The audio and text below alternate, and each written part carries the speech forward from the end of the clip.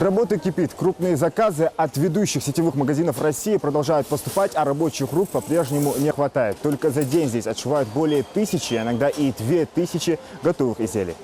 Сейчас швеи вовсю работают сразу над 3 крупными заказами. Только в одной партии нужно изготовить почти 4000 утепленных курток. Каждый сосредоточен на своем участке. Индира Исмурзиева счастлива, что нашла здесь работу. Она искала ее более 5 лет. Женщина трудится на фабрике не так давно, поэтому всем тонкостям и азам швейного дела ее вместе с другими новичками обучили быстро. Зарплату начисляли еще на этапе стажировки. Влиться в коллектив было просто.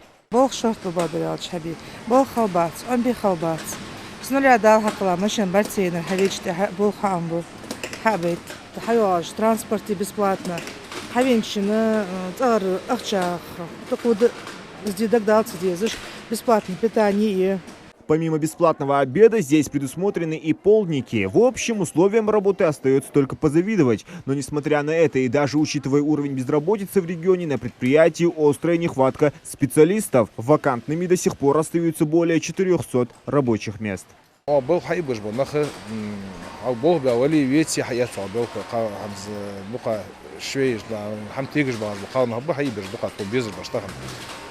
تيجي برج تحوج برج كنترول يج كنترول كاشسو أوقف إجنا قبل بيزر برج دقة شوي يج تخنوق صار أصوج مش تخن بو خاطر أنا بو حام باخش أي تحاول بوت أبو شايش أو أبو شايش بوت به.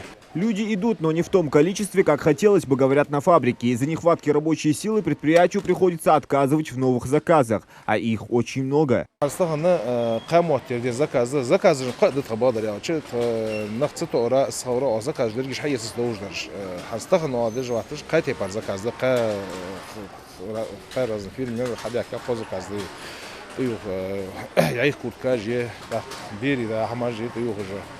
أزواج سبيت أديش طاجش تيوه جبوه حماجي يوقت كثير مجيج يري رسي شيء يوقت تكاجو جزء يوقت كروت компании جي صار заказ ждал أديش дашта.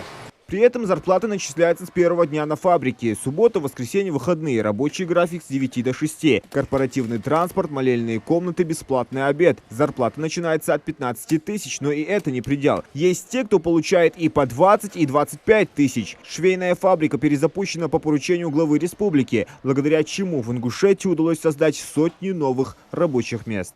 Зелимхан Калоев, Умар Газиев, Новости 24.